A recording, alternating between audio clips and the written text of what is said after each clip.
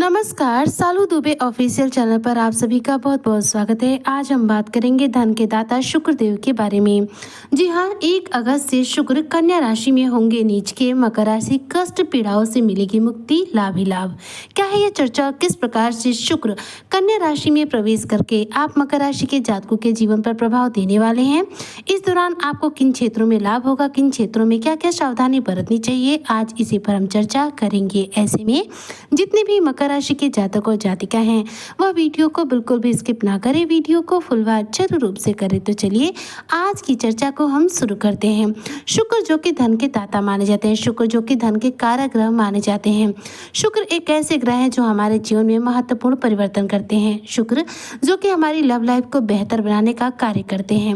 वर्तमान समय में यह मकर राशि के अष्टम भाव में अर्थात सिंह राशि में विराजमान है, जो कि सूर्य की राशि है। सूर्य की राशि में इस समय देखा जाए तो शुक्र विराजमान है, लेकिन अब अपना राशि परिवर्तन करने जा रहे हैं। जी हाँ, शुक्र का यह राशि परिवर्तन हो रहा है 1 अगस्त 2026 को। 1 अगस्त 2026 को शुक्र गोचर कर जाएंगे कन्या राशि में, अर्थात आपके नवम भाव भाग्य भाव में। भाग्य भाव जो कि बहुत ही महत्वपूर्ण भाव होता है, जो हमारे भाग्य को बलवान भी करता है और कमजोर भी करता है।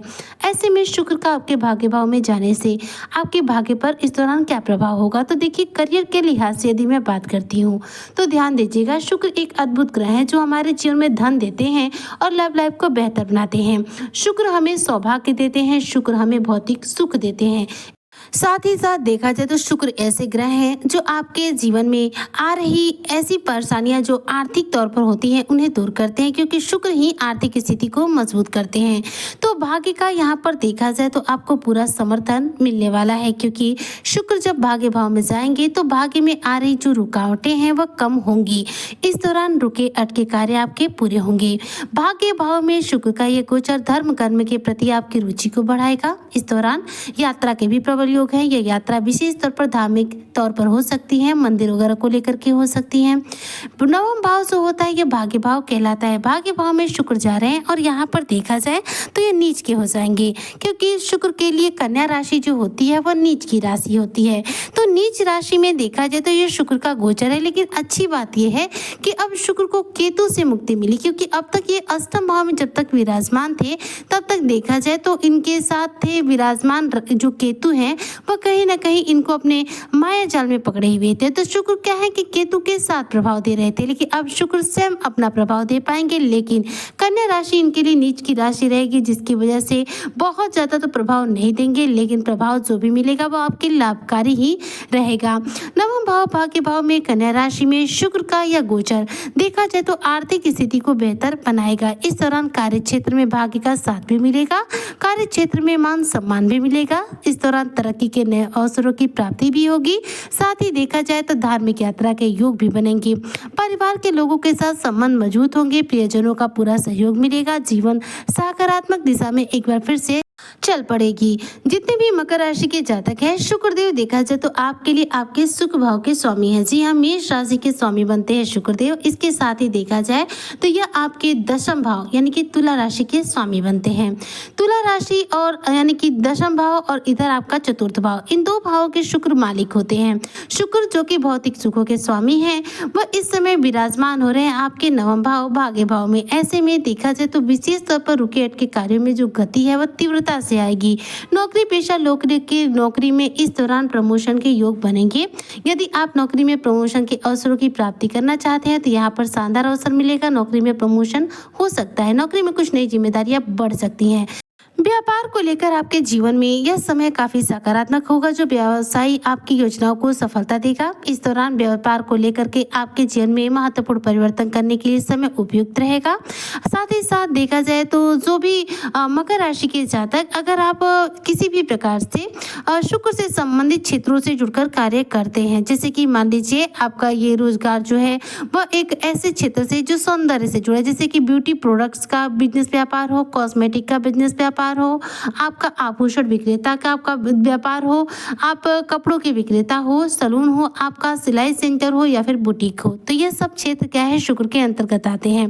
तो इन क्षेत्रों में देखिए लाभ तो खूब होगा, क्योंकि ये सब क्षेत्र शुक्र के अंतर्गत है, तो प्रभाव तो पूरे मिलेंगे। लेकिन एक बात का ध्यान दीजिएगा, शुक्र यहाँ प्रभाव तो पूरे देंगे लेकिन थोड़ा सा संघर्ष भी कराएंगे, क्योंकि शुक्र यहाँ पर नीच के हो रहे हैं और ये गोचर भी सुबह 1 अगस्त के दिन सुबह 9:30 बजे ही हो जाएगा, जब शुक्र जो है गोचर कर जाएंगे सिंह राशि से निकल करके कन्या राशि में।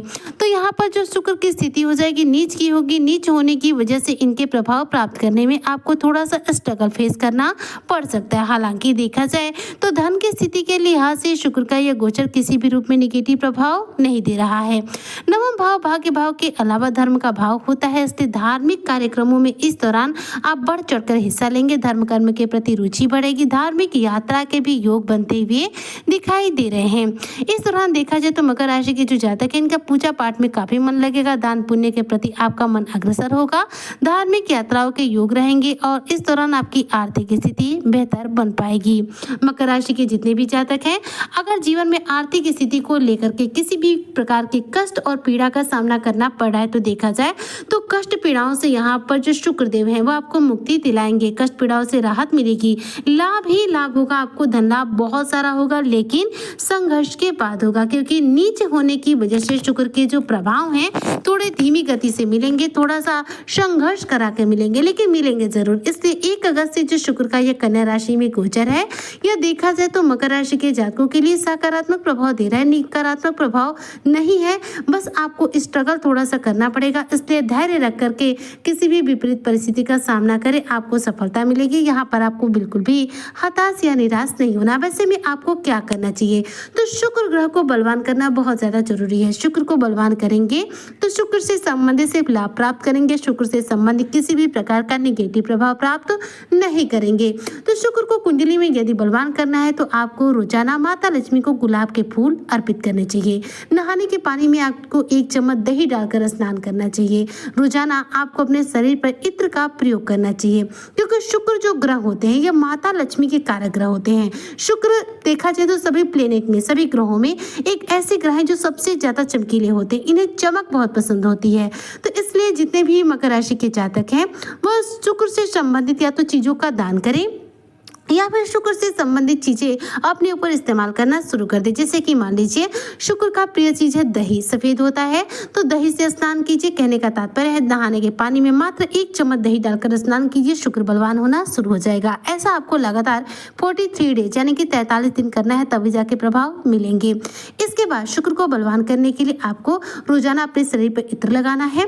माता लक्ष्मी को शुक्रवार के दिन खीर का भोग लगाना है। खीर बनाते वक्त अगर हो सके तो आप चीनी की जगह मिश्री का प्रयोग करें। ऐसा करने से कुंडली में शुक्र ग्रह जल्दी बलवान होते हैं और अपने सर्वश्रेष्ठ प्रभाव हमें दे पाते हैं। उम्मीद करती हूँ कि जितने भी मकर राशि के जातक और जातिका हैं 1 अगस्त से शुक्र का यह गोचर उनके लिए सकारात्मक रहेगा।